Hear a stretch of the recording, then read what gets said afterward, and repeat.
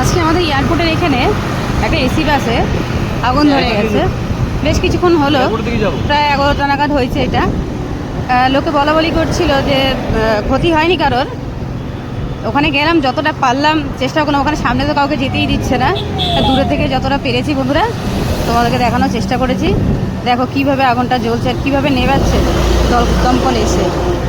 দেখো বন্ধুরা, দমকল এসেছে প্রায় আধ ঘন্টা হয়ে গেল, তারপরেও আগুনটা কোনোভাবে নিভছে না। এখনও পর্যন্ত একটু একটু দেখা যাচ্ছে আগুনগুলো। দমকলটা তো পুরো মোটামুটি আধ ঘন্টার মধ্যেই চলে এসেছিলো, কোনোভাবেই নেভানো যাচ্ছে না আগুনটা।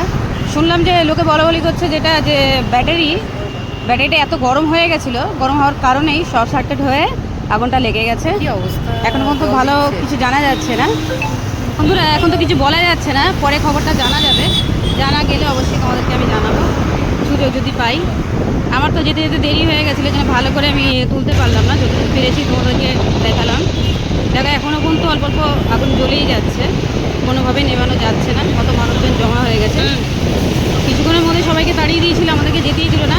অনেক চেষ্টা করে দূর থেকে যতটা পেরেছি তুলে তোমাদেরকে দেখিয়েছি বন্ধুরা।